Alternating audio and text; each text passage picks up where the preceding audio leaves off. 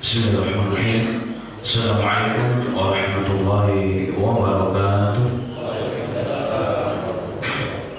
Innal hamdalillah nahmaduhu wa nasta'inuhu wa nastaghfiruh wa na'udzu billahi min shururi anfusina wa min sayyiati a'malina. Man yahdihillahu fala mudilla lahu wa man yudlilhu fala hadiya lahu.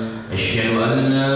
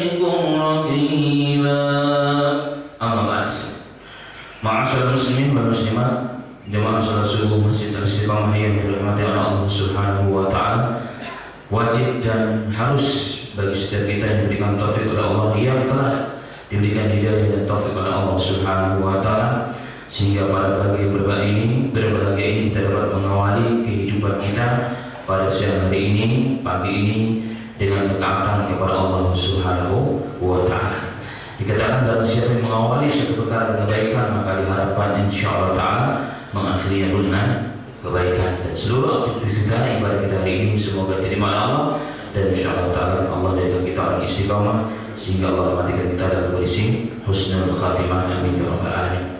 Ma'asyiral muslimin rahimani wa rahimakumullah, bahasan kita pada pagi yang berbahagia ini adalah lanjutan bahasan yang sebelumnya.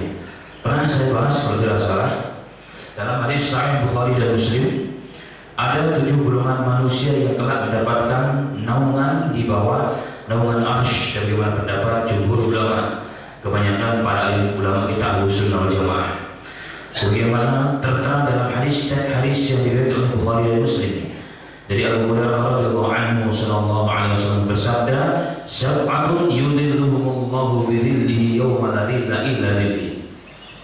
Ada 7 golongan manusia yang telah mendapat naungan di bawah naungan arsy Allah Subhanahu wa taala. Hari di mana tidak ada naungan, tidak ada perlindungan kecuali naungan dari Allah Subhanahu wa taala, yaitu ketika kita semua berada di padang mahsyar. Pada pertemuan sebelumnya telah dibahas pada mahsyar itu adalah tanah yang begitu lapang, yang luar biasa, yang tidak ada gundukan, tidak ada cekungan, bahkan tidak ada seseorang pun yang mengakui di dalam tanahku. Kenapa? Karena semua pada masa tersebut bumi yang nanti akan ditempati oleh manusia setelah manusia dibangkitkan dari kematiannya adalah milik Allah Subhanahu wa taala. Dikumpulkan seluruh manusia, seluruh jin dan hewan-hewan, dan matahari di atas kepala manusia 1 mil. Dalam Sahih Bukhari dan Muslim juga dikatakan, seandainya manusia diciptakan oleh Allah dari unsur yang bisa meleleh karena panas, maka saat itu manusia semua akan meleleh. Matahari di atas kepala manusia 1 mil. Hal ini pernah saya singgung. Tapi kuasa Allah, Allah melindungi unsur penciptaan manusia sehingga manusia tidak meleleh karena panas. Saat itu manusia dibangkitkan dalam kondisi tidak beralas kaki, tidak sehelai kain pun dan benang pun menutupi auratnya, dan dalam kondisi belum disunat. Maka lautan manusia saat itu yang hanya Allah saja yang tahu berapa jumlahnya akan berubah lautan keringat karena panas yang begitu luar biasanya, sehingga manusia ada yang tenggelam sesuai dengan dosa yang masing-masing. Ada air tersebut sampai ke betisnya, sampai ke mata kakinya, sampai ke perutnya, bahkan ada yang tenggelam di lautan keringat tersebut. Dan kondisinya bukan saja 2 hari, tapi bertahun-tahun, bahkan beribu-ribu tahun, sesuai dengan dosa, sesuai dengan giliran dia akan menerima atau dapat giliran untuk dihisab dan untuk ditimbang amalan dan perbuatannya. Dalam kondisi seperti itulah manusia akan datang kepada Rasulullah untuk meminta syafaat, kemarin sudah dibahas syafaat Nabi Muhammad SAW. Kemudian dalam sisi yang lain, ternyata ada golongan-golongan manusia yang lain yang dalam kondisi yang lain, sekian manusia yang dapat kesusahan dan mendapat begitu musibah dan malapetaka yang luar biasa yang belum pernah mereka rasakan. Tetapi ada manusia 7 golongan, sebagaimana dalam hadis yang tadi saya sebutkan, mendapat naungan di bawah arsy Allah, di atas mimbar-mimbar yang terbuat dari nur, dalam hadis riwayat yang sahih yang lain. Siapakah mereka? Tentunya mereka orang-orang yang dalam kehormatan, orang-orang yang dalam kenyamanan dan kesentosaan, pada tangan kirinya orang-orang yang dalam kondisi kesusahan. Yang pertama adalah imamul adil, seorang imam yang adil. Sudah kita bahas. Kemudian yang kedua, rajulun qalbuhu mu'allaqun bil masajid, seorang laki-laki atau siapa saja. Di sini artinya bukan hanya laki-laki, setiap orang, laki-laki dan perempuan yang hatinya terpaut dengan masjid. Artinya hati itu tidak bisa dipisahkan dengan masjid. Buktinya apa? Sudah kita tidak merasakan sebagai bahan intervensi kita masing-masing. Tandanya apa? Apakah kita termasuk orang yang hati kita terpaut dengan masjid atau tidak? Contohnya adalah apa? Di mana kita singgah di satu tempat yang baru, di mana kita ditugaskan di tempat yang baru, biasanya orang yang hatinya terpaut dengan masjid, maka yang pertama kali dan utama yang ditanyakan adalah apa? Di mana masjidnya? Biasanya di mana?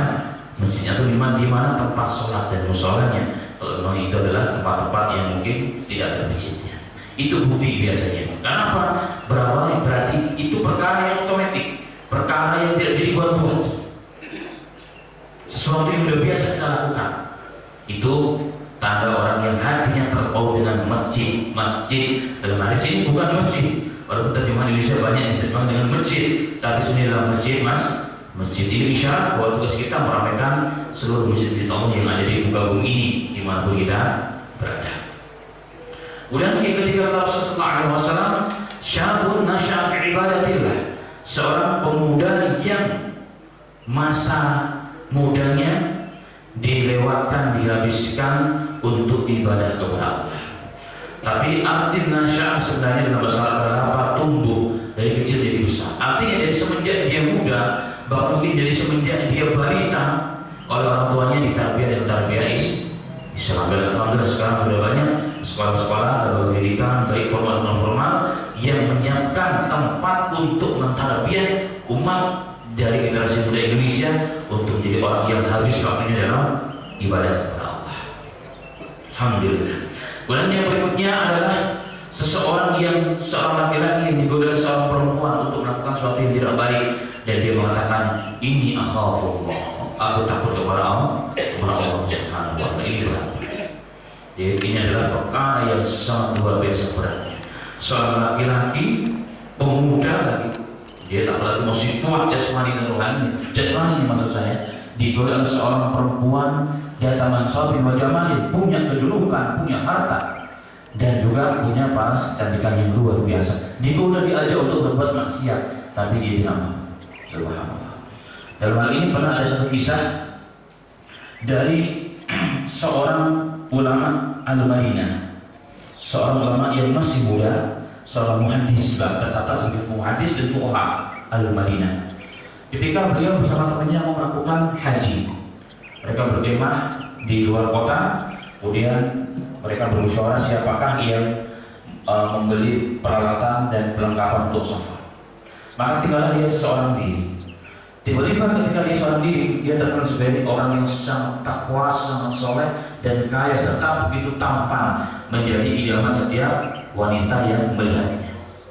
Maka datanglah tiba-tiba di kemahnya di luar kota yang tidak ada orang jauh di manusia, seorang perempuan yang bercadar.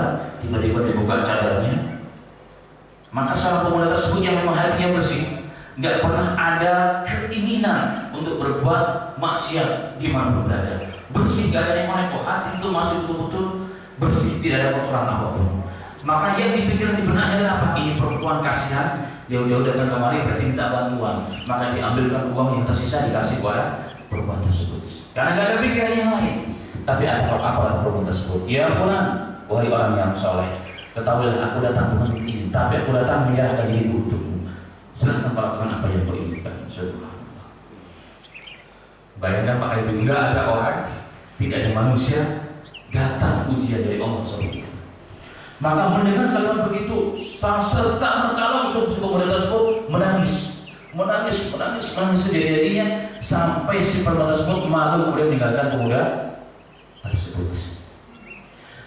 Kemudian temannya yang tadi belanja menyiapkan berbekalan untuk haji ke arah ke Madinah, sampai di tempat tersebut heran melihat temannya kok menangis. Sampai berarti ditanya apa yang terjadi, diceritakan apa yang terjadi, maka dia pun menangis. Setelah berarti ditanya, loh kok Anda menangis? Kan saya cuma menceritakan saja kejadian menimpa kepada kamu. Dia katakan, Allah ya wahai akhi, wahai saudaraku, saya kenapa menangis? Saya takut. Seandainya ujian tersebut menimpaku, mungkin aku tidak sekuat sebagaimana dirimu. Mungkin aku akan berbuat maksiat dan zina kepada Allah Subhanahu wa Ta'ala. Bayangkan dua pemuda yang hati mereka betul-betul bersih. Lalu melihat singkat ceritanya, melakukan perjalanan sehingga tawaf, sa'i dan sebagainya, tertidur karena kelelahan.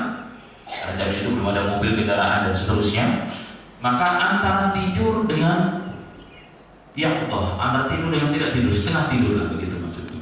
Tiba-tiba dia melihat seorang sosok manusia begitu tampan yang belum pernah dilihat. Dia memberikan salam dan dia mengaku aku adalah Yusuf Anisa. Salam untukmu, kenapa? Lakon asobaka kama asobani. Sehingga Allah akan uji sebagaimana diuji oleh Allah, sebagaimana aku pernah diuji dalam Al-Quran. Ini kisah yang ditulis oleh ulama hadis, bukan yang semua ada riwayat. Ini gambaran adalah apa? Gambaran seseorang yang luar biasa, iman yang begitu kuat, tertabiat dari sejak kecil perkara-perkara yang hebat, sehingga datang maksiat ada yang sama pun hatinya menolak. Karena sejujurnya hari maksiat itu bukan karena keinginan. Hari ini kemaksiatan itu kenapa? Karena kesempatan, kondisi memungkinkan, walaupun awal tidak ada keinginan. Banyak orang terjerumus dalam kemaksiatan dan dosa dalam bentuk apapun. Itu bisa terjadi. Korupsi, orang pun nggak ada niat korupsi dari awal, karena awalnya itu tidak. Tapi tiba-tiba ada orang yang datang menawarkan sesuatu, tengok kanan kiri nggak ada orang, nggak ada KPK, maka dia berbuat perkara yang melanggar syariat. Maka maksiat itu karena kesempatan.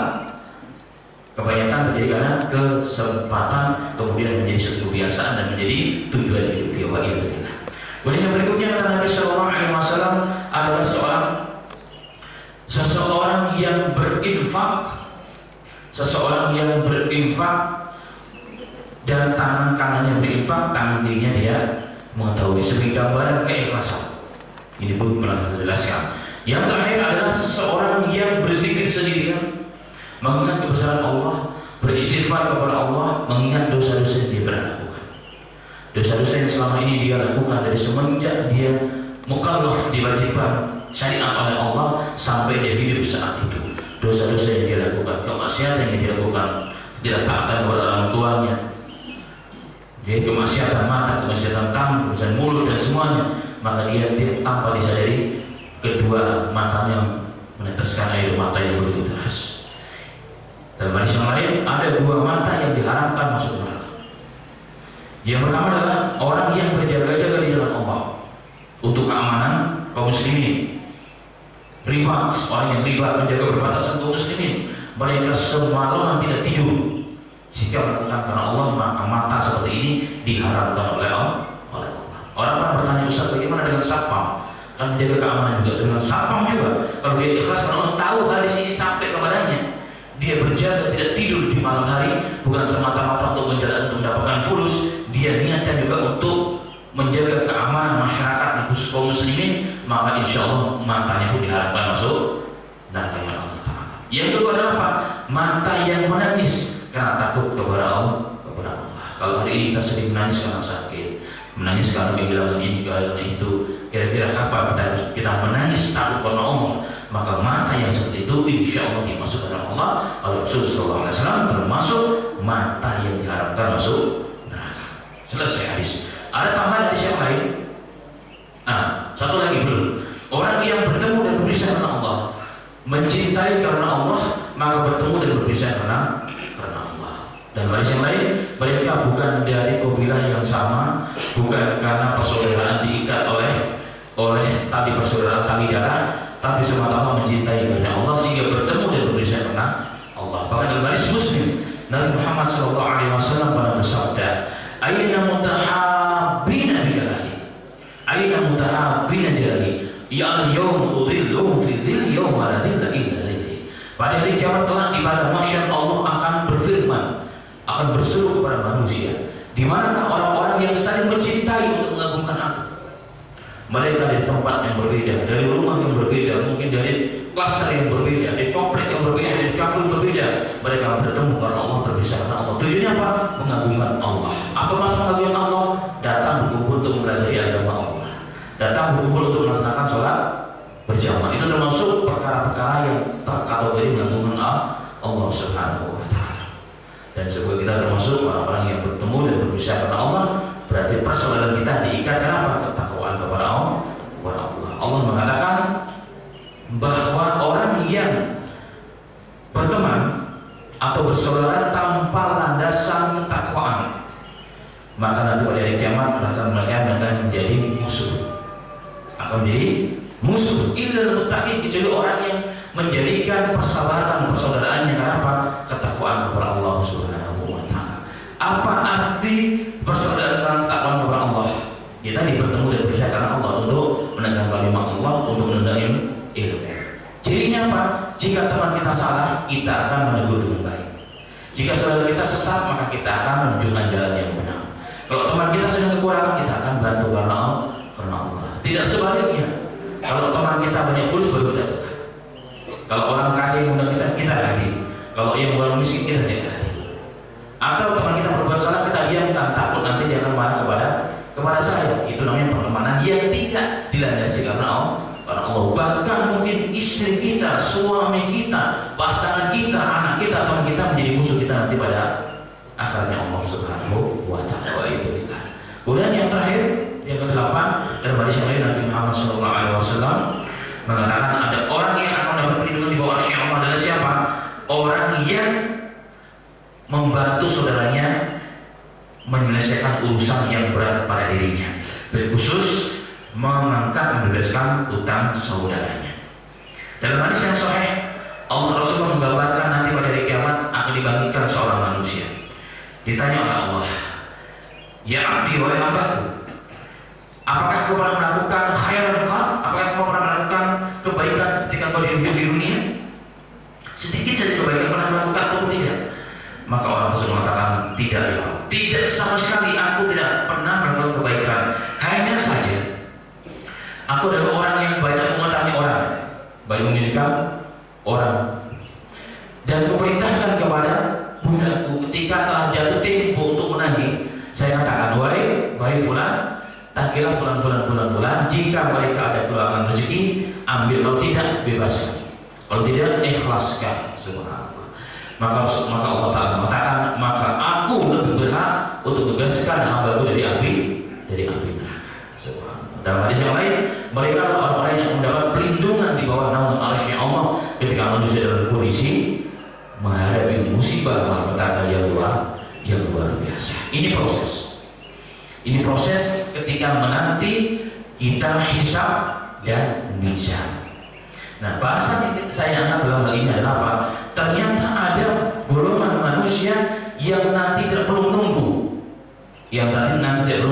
di padang mahsyar sekian lama, sekian bulan, sekian tahun bahkan, dan mereka tidak melalui proses hisab wal mizan, dan juga nggak akan mampir ke dalam api neraka. Atau dalam bahasa yang lain adalah ciri sifat orang-orang yang masuk surga tanpa dihisab wala adab.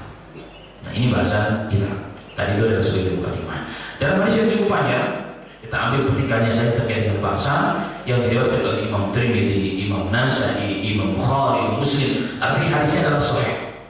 Nabi Muhammad SAW diriwayatkan oleh Abdullah bin Abbas radhiyallahu anhu bahwasanya SAW bersabda, "Uridat alayya al-umam." Telah diperlihatkan kepadaku umat-umat manusia sebelum aku, kata Rasul. Telah diperlihatkan kepadaku umat-umat sebelum aku. Umat sebelum Nabi Muhammad siapa? Umatnya Nabi Isa, umatnya Nabi Musa, Nabi Ibrahim dan seterusnya. Dan kejadian ini adalah pada saat Isra Mi'raj. Sebagai ulama mengatakan ini kejadian pada saat Isra Mi'raj, ada yang mengatakan saat dalam tidur. Kedua-duanya ihtimal, kemungkinan. Dan ini hak.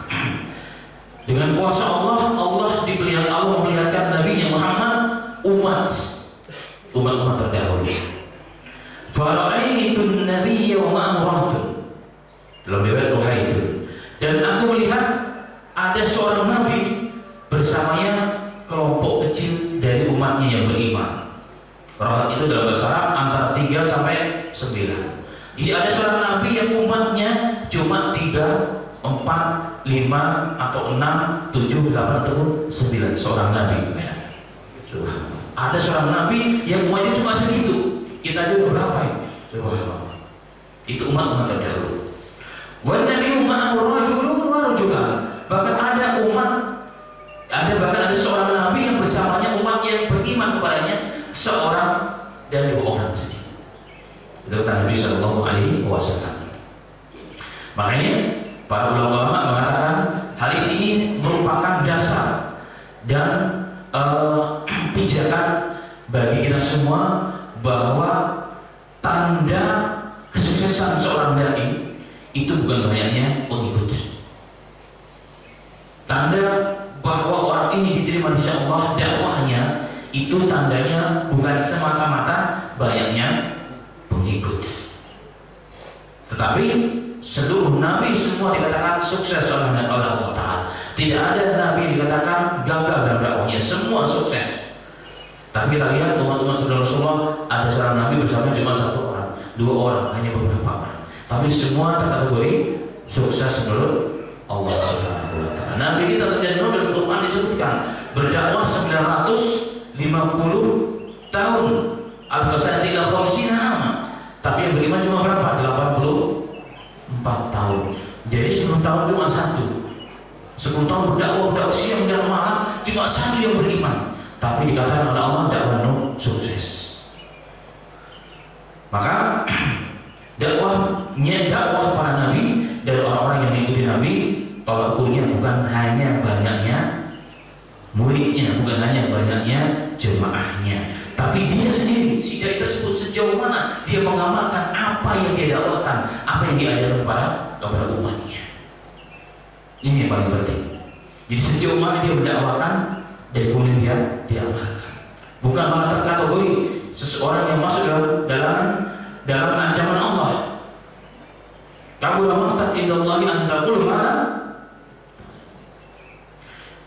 itu kemurkaan Allah begitu besar kepada orang-orang yang mengatakan sesuatu, mengajarkan sesuatu, mendakwah kepada orang lain, tetapi dia sendiri tidak menjalankan, mengamalkan. Para ulama-ulama terdahulu dalam kitab hadis, namanya kitab Rijalul Hadis, yang membahas semua ulama-ulama hadis, biografi mereka, bahkan banyak di antara kalangan salaf dahulu, ketika muridnya lebih dari 5 dia nggak mau ngajar, dicari murid yang baru. Kenapa? Takut menimbulkan rasa yang tidak ikhlas karena Allah Subhanahu wa Ta'ala. Seperti itu ulama-ulama terdahulu. Jadi kita lanjut. Kemudian wan nabiyyu fa idza sawadun azim. Kemudian tiba-tiba aku melihat di ufuk, di arah yang lainnya ada kelompok umat yang begitu banyak. Fakir lagi dalam riwayat aku mengira bahwa ini adalah umatku. Padahal Tuhan ummati, aku mengira karena begitu banyak umatnya ini bersama nabinya, aku mengira itu adalah umat, berkata Rasulullah. Fakir lagi maka dikatakan kepadaku, hada Musa wa qaum. Ini adalah Musa dan kaumnya. Ini satu dalil bahwa umat terbanyak setelah Rasulullah pengikutnya adalah Nabi Musa. Nabi Musa yang membawa kitab Taurat. Nabi Musa yang membawa kitab Taurat yang beriman. Siapa ini yang dimaksud dalam hadis Rasulullah yang lain? Bahwa orang Yahudi terpecah belah menjadi 71 kelompok. orang Nasrani 72 kelompok, orang Islam 73 kelompok. Orang Yahudi 70 masuk neraka satu yang beriman. Nah, satu kelompok inilah yang beriman dan ini yang dimaksud. Karena mereka tidak berubah Taurat. Karena setelah Nabi Musa udah dirubah kitabnya. Bahkan Nabi Musa masih hidup pun mereka telah berubah isi Taurat itu. Inilah ciri khas Bani Israel, ya, ciri khas Bani Israel. Jadi, fanadartu faida sawadun azim. Kemudian aku melihat ke sisi yang lain. Aku melihat satu kelompok yang jauh lebih besar kelompok tersebut, umat tersebut. Faqila li, dikatakan kepadaku, hadhihi umat. Wahai Muhammad, ini adalah umat. Subhanallah. Ini adalah umatmu yang begitu banyak. Wa ma'ahum, dan mereka bersama mereka ada 70.000 orang. Bersama mereka Sama'una alfan yadkhuluna al-jannata bi ghairi hisab wa la adab. Subhanallah. Ada yang mengatakan ini adalah umatmu sahabat. Bersamanya 70.000 orang yang masuk surga la hisab wa la adab, yang tidak dihisab oleh Allah dan tidak diazab. Dan hisab dan adab adalah paket. Karena hadis Aisyah mengatakan man husiba utiba, barang siapa yang dihisab oleh Allah pada di akhirat kelak di padang mahsyar, maka pasti dia akan diazab oleh Allah. Karena tidak ada satu detik pun kecuali akan dipertanyakan oleh Allah. Jika hisabnya didetailkan kepada kita, maka niscaya kita akan masuk neraka. Maka salah satu doa Rasulullah, Allahumma hasibni hisaban yasir, ya Rabb, mudahkanlah hisab kami, tutup semua bukuku ya Rabb, anggap putih semua ya Rabb. Supaya apa? Supaya kita tidak menerima beban azab dari Allah Subhanahu wa ta'ala. Maka di antara orang-orang yang akan mendapat nikmat surga ketika dihisab, maka catatannya tidak dibaca. Catatannya tidak dibaca, ditutup oleh Allah, tidak dipedulikan catatan tersebut. Kenapa? Karena sudah pasti ibadah kita dalam 24 jam cuma berapa jam? Ibadah kita dalam 20 jam cuma berapa jam? Salat cuma berapa jam?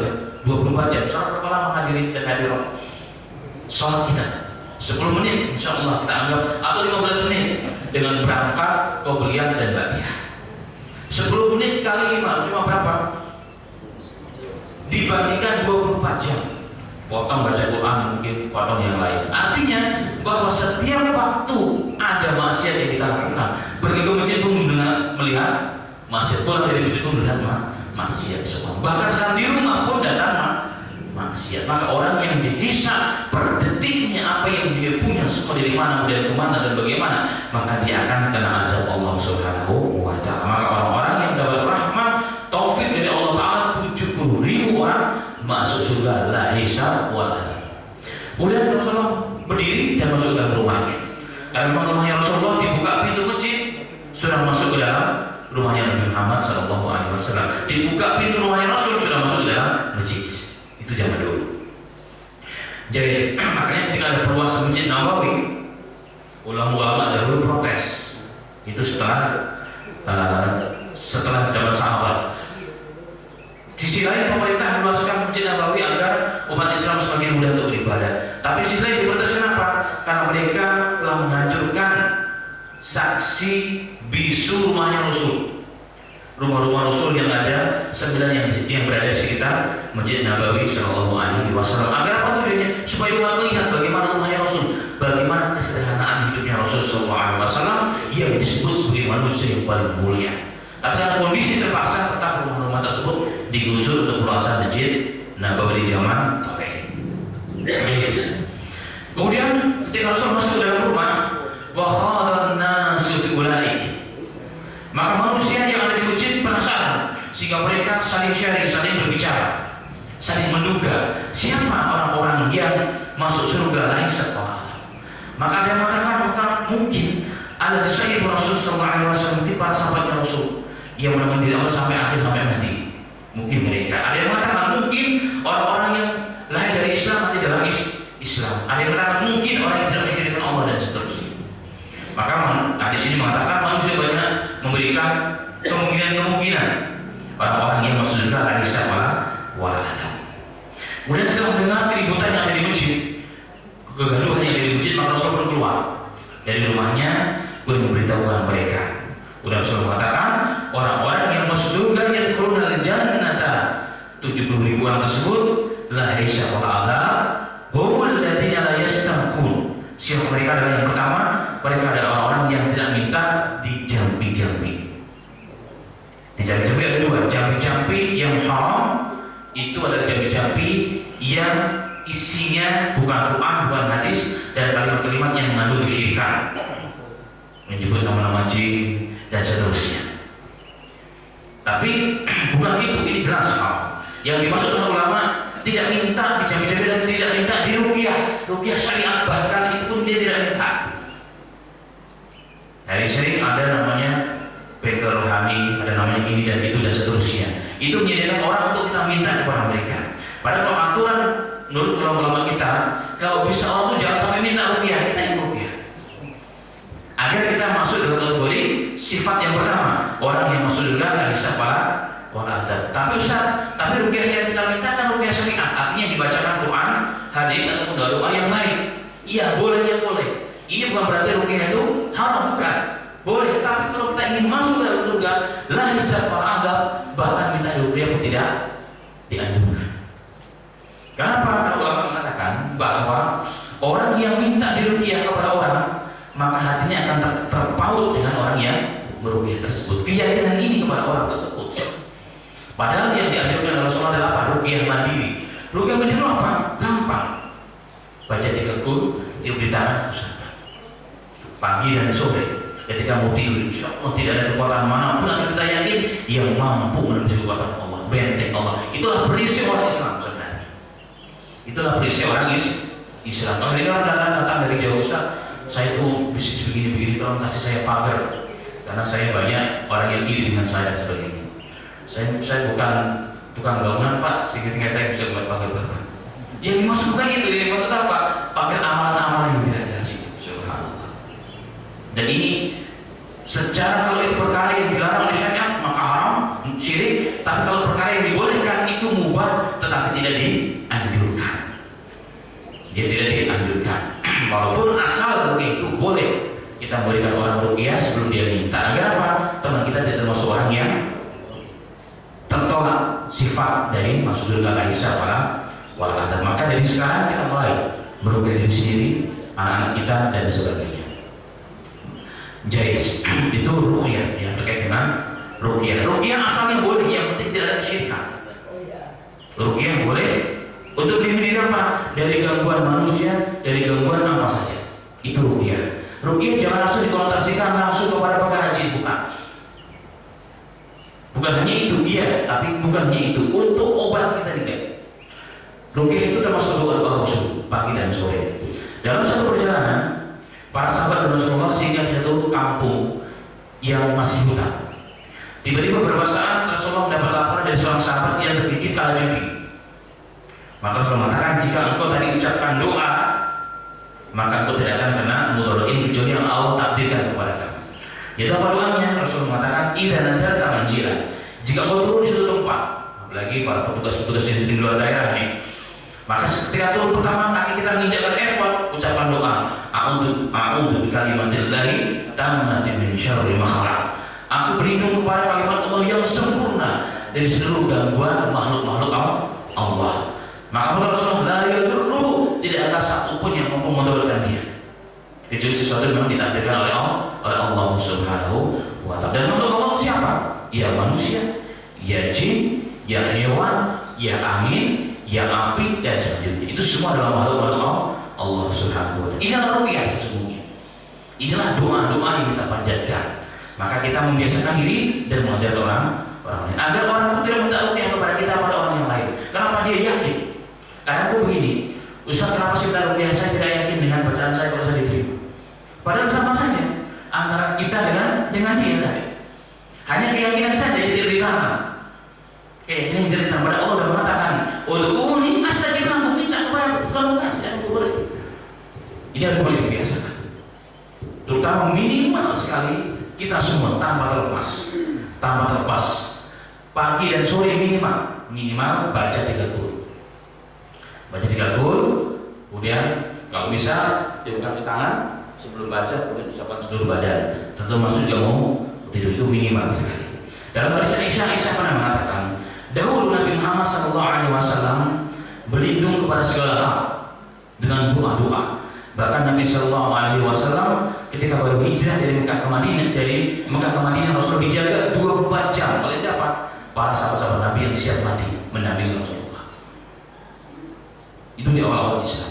Tapi setelah turun surah Muawwidah, surat perlindungan, Rasul tinggalkan semua doa-doa dan Rasulullah hanya istiqomah dengan doa-doa tersebut, yaitu membaca 3 kul pagi dan sore, dan ketika mau tidur. Ini perlindungan kepada kita semua, tapi perlu keyakinan maksudnya.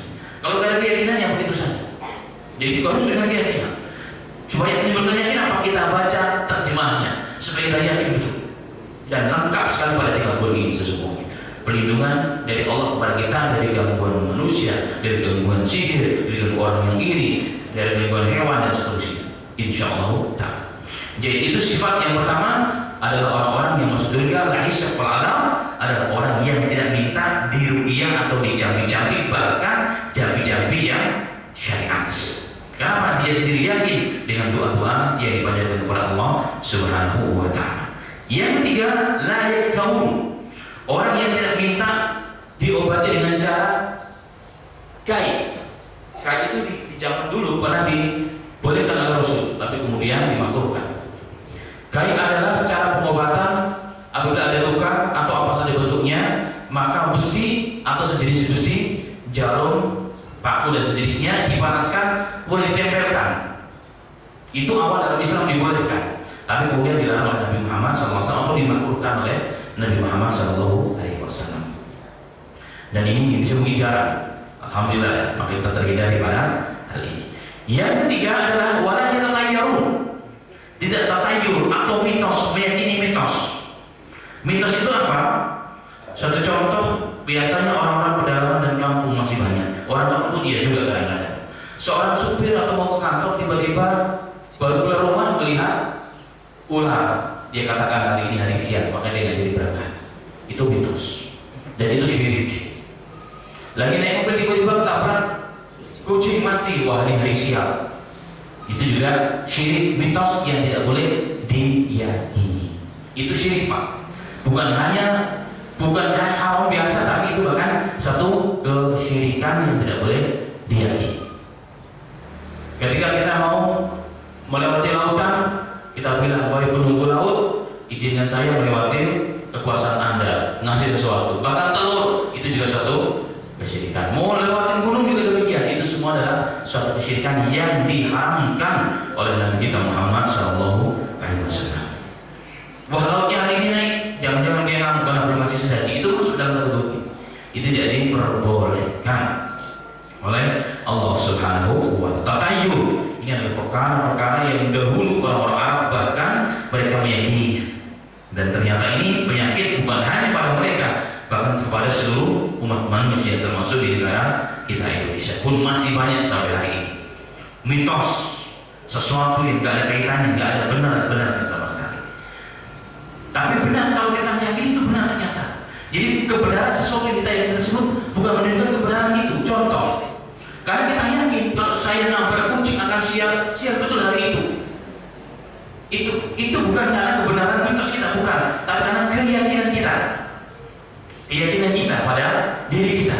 Karena Allah telah mengatakan, inna ana indaluni abdi, saya sesuai dengan prasangka hambaku. Hambaku mengatakan sial hari ini sial betul. Maka keyakinan itu yang harus mulai dibuang, disingkirkan. Maka kalau kita mungkin masih ada rasa yakin melihat hal tersebut, yakin dengan kita, a'udzubillahi minasyaitonir rajim. Ya, a'udzubillahi minasyaitonir rajim 3 kali, dia begini. Udah bismillah. Apapun tidak akan terjadi di atas izin Allah.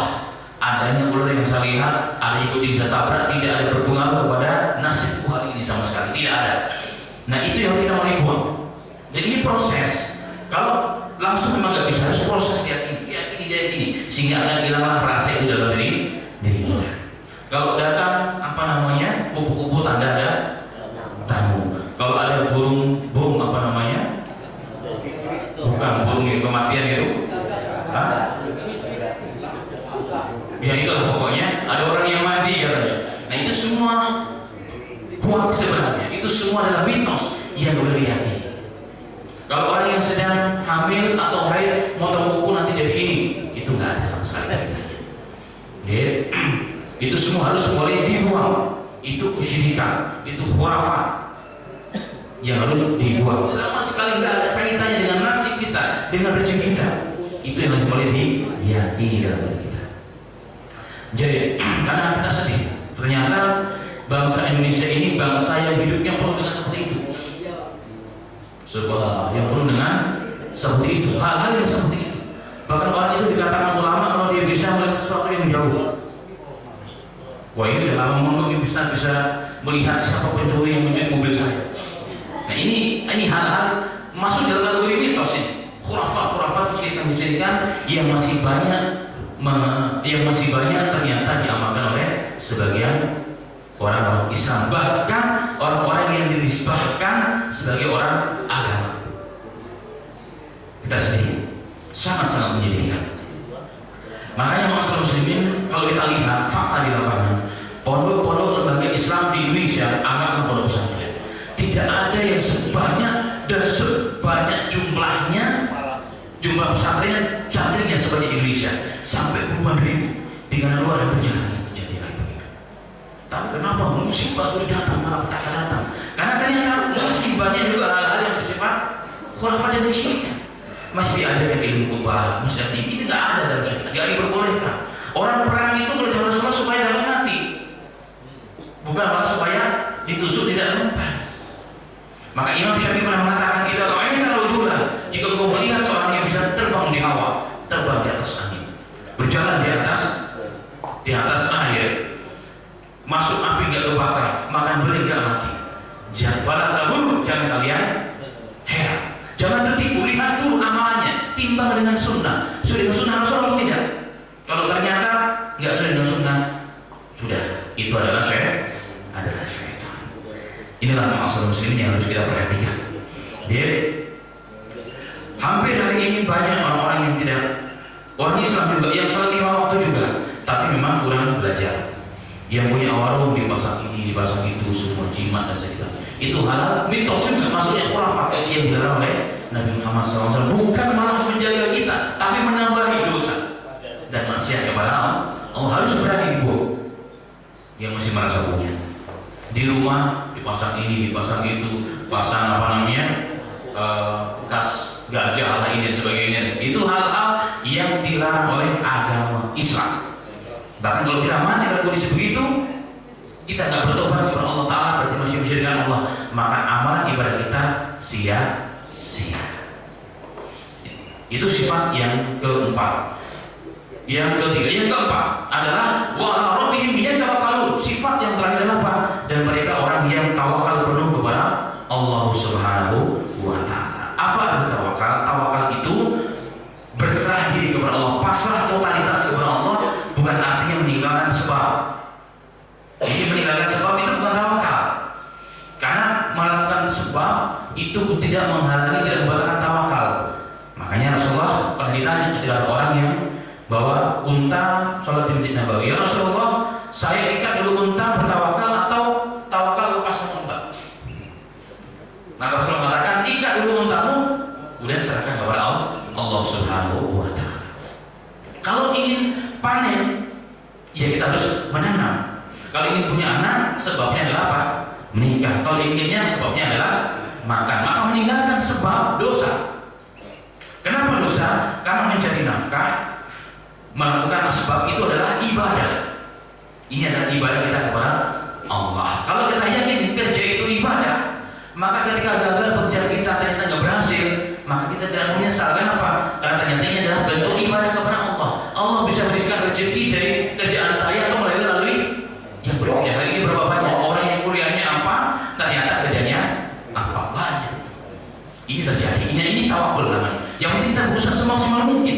Sebagaimana seorang petani, kita lihat petani, berapa persen usahanya? Dia hanya mencangkul, nanam benih, yang menumbuhkan siapa? Dari biji kepada benih, sampai besar, berdaun, beranting, bunga dan buah. Siapa yang memberikan itu? Kita, bukan Allah. Jadi persentase usaha kita sebagai seorang manusia dengan kuasa Allah paling semprot, ya paling semprot, paling dicabutin rumputnya kalau itu memang mengganggu. Itu saja. Itu namanya tawakal. Kita buat, maka Allah yang akan menentukan. Ini namanya tawakal. Jadi pasrah kepada Allah. Saya berusaha ya Rabb, tugas saya hanya berusaha, hasilnya Allah yang menentukan. Maka jika tidak berhasil dalam usaha, kita tidak akan kecewa.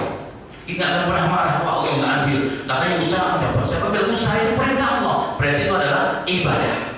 Maka kali ini adalah ibadah. Maka dalam bekerja dia tidak akan melanggar aturan agama, nggak akan korupsi, nggak akan mengambil barang yang tidak haknya. Kenapa? Ini adalah ibadah. Jangan terkotori ibadah dengan dosa. Ini namanya tawakal kepada Allah Subhanahu wa Ta'ala. Dan sifat yang terpenting dalam hal ini adalah orang yang pasrah diri kepada Allah Subhanahu wa Ta'ala. Sakit disunahkan berobat kata Rasulullah. Tahu ya ibadah, berobat Allah yang Allah. Kita berobat itu bukan karena mencari sembuh saja, bukan. Maka berobatnya kita adalah apa? Menjalankan perintah agama, berobat. Mau sembuh tidak sembuh itu urusan nanti. Kalau tidak sembuh berarti Allah lagi sayang kepada kita. Ditinggikan derajatnya, dibanyakan pahalanya, diampuni dosanya. Dan kalau orang Islam harus yakin bahwa yang menyembuhkan bukan dokter dan bukan obat, tapi siapa? Allah. Allah yang memberikan penyakit, Allah pula yang menentukan obatnya. Itu ujian bagi kita. Ini namanya tawakal. Namanya tawakal. Maka iman kita akan diuji dalam hal ini. Sakit mana? Apa yang pertama kali ingat kalau kita sakit? Dokter dan obat atau Allah? Kalau Allah, maka iman kita hebat, akidah kita betul. Ya Allah, Engkau yang memberikan penyakit. Ya Allah, Engkau pula yang menyembuhkan. Ya Allah. Sekarang saya salat 2 rakaat, habis itu dia pergi ke dokter cari asbab. Kalau itu tidak sembuh, ini iman dari Allah. Ini adalah karena dari Allah. Kalau itu sembuh, alhamdulillah lebih baik untuk banyak beraktivitas yang baik lagi. Maka ketika orang Muslim berobat, dia seperti orang kafir. Orang kafir berobat sembuh, harus cari kesembuhan. Kalau orang Islam berobat itu cari pahala. Dan ini adalah salah satu bentuk ibadah. Kalau sembuh alhamdulillah, kalau tidak sembuh juga alhamdulillah. Sehingga apa? Orang tidak akan pernah sedih, tidak akan pernah menyesal kalau dia berobat dan dia tidak sembuh, nggak pernah menyalahkan.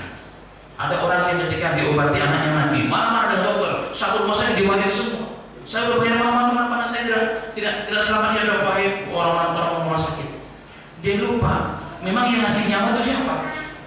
Obat, rumah sakit atau Allah? Kenapa? Karena dia tidak sadar bahwa berobat dan berusaha itu hanya ikhtiar, tapi menentukan adalah Allah Subhanahu wa Ta'ala. Jadi semoga Allah menjadikan kita orang yang tawakal, amin ya rabbal alamin. Maka ketika mendengar di sini ada namanya sahabat Uqasyah bin Mihsan, dia berkata, ya Rasulullah, ayat'ani minhum ya Rasulullah. Ya Rasulullah, doakan aku agar termasuk 70 golongan tersebut yang mendapat nikmat Allah, masuk surga la hisab wala adab. Maka Rasulullah kata, anta minhum, kau termasuk golongan. Ada yang lain berdiri, dia katakan, aku juga ya Rasulullah. Maka Rasulullah mengatakan, telah didahului permintaanmu oleh Uqasyah, sahabat yang tadi itu. Berarti orang yang masuk hisab, masuk surga la hisab wal adab 70.000 orang. Siapa mereka? Itu sifatnya. Tapi ada yang lain soal juga bahwa dari 70.000 orang per 1000-nya, setiap 1000-nya membawa 70.000 yang lain. Jadi 70.000 dari umatnya Rasulullah masuk surga la hisab wal adab. Tapi dalam hadis yang lain, setiap 1000 dari 70.000 tersebut membawa 70.000 orang masuk juga ke surga la hisab wal adab. Jadi berapa totalnya itu kira-kira? Hampir 5 juta. Dari umat Rasulullah masuk surga la hisab wal adab. Maka makna hadis Rasulullah mengatakan surga separuh lebih dari umatku itu betul. Karena yang masuk surga saja yang la hisab wal adab saja berapa? 4.900.000, hampir 5 juta dari umatnya Rasulullah SAW. Terakhir pertanyaannya adalah apakah kita termasuk di dalamnya atau tidak? Semoga. Tapi yang pernah melakukan tadi mitos, kemudian minta diruqyah, mengobatan dengan kai dan sebagainya, harus bertobat kepada Allah Subhanahu wa Ta'ala. Supaya pengharap tersebut dibuang dan kita insya Allah dicatat nama kita termasuk orang-orang yang masuk surga la hisab wala adab. Allah jalla minhum ya rabbal alamin. Demikian yang bisa disampaikan, mohon maaf